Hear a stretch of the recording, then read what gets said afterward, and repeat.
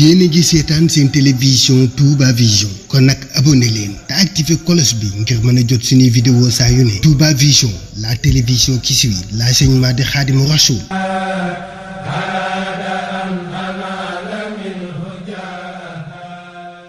waaw man maay professeur Babacar Gueye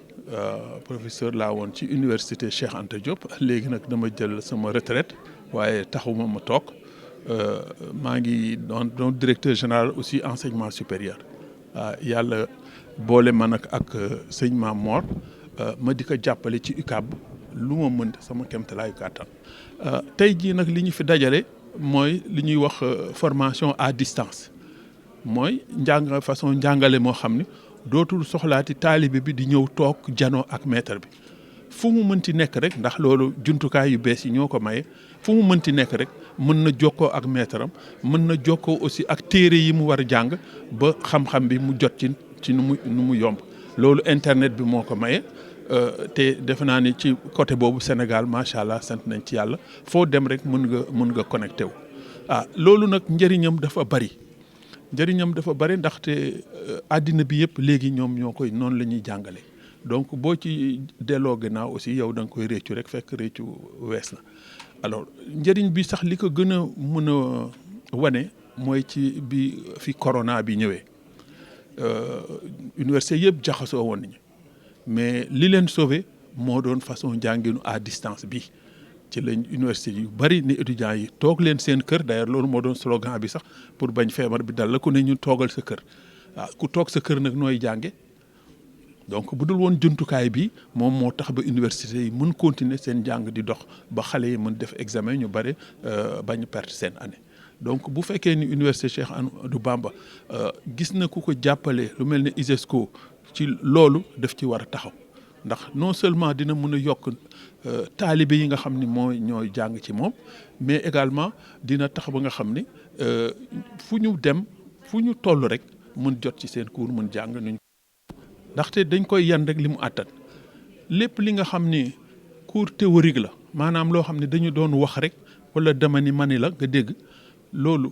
amul benn problème mën nañ ko def à distance mën nañ leen ko enregistrer sax dencal leen ko foo xam ni ndongo bi saa yu ko neexee lay dugg déglu ko saa yu ko neexee aussi cax laaj yiñ ko laaj mu tontu ci ba posté ko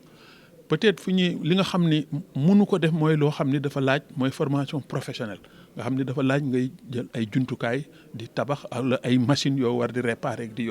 yooyu bu ko defee ñu ko réserver ko mu étudiant faut que mu ñëw ci école bi def ko mais lépp li nga xam ne ay théorie la je pense que mën nañ ko def à distance te bu boobaa loolu mooy tax sax ñu gën a mën a yokk nombre étudiants yi ñuy jël te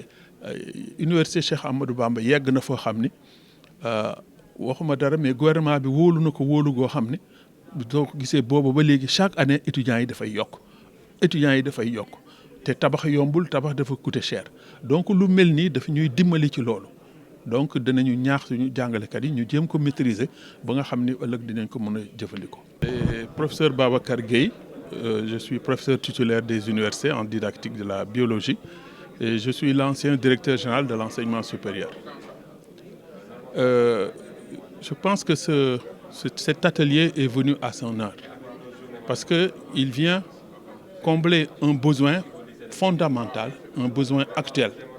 qui est lié à la modernisation des méthodes d'enseignement. Effectivement,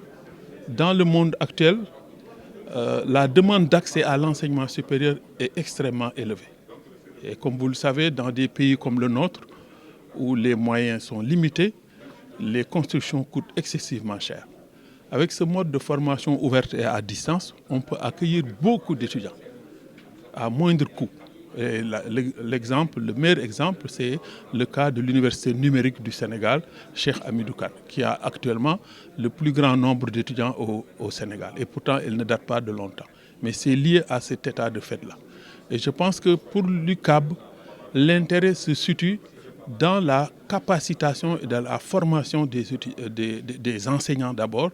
dans la mise à disposition d'une plateforme Moodle qui permet de gérer les enseignements, de pouvoir les donner à distance et de permettre aux étudiants d'accéder à cette plateforme-là. Je pense que l'intérêt, il est là et ça va permettre de renforcer les capacités d'accueil de l'UCAB et ses capacités de formation.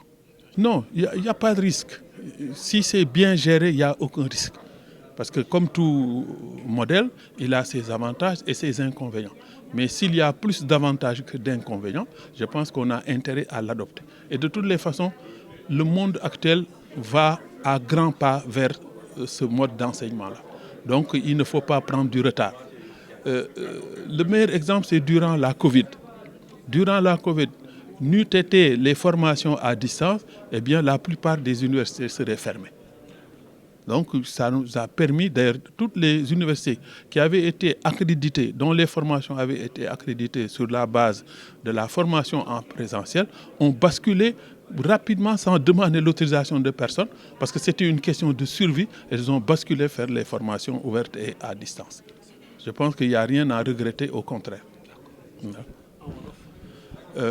yéen a ngi seetaan seen télévision Touba Vision kon nag abonné leen te activé cloche bi ngir mën a jot suñuy vidéo saa yu ne Touba Vision la télévision qui suit l'enseignement de Khadimou Rassoul.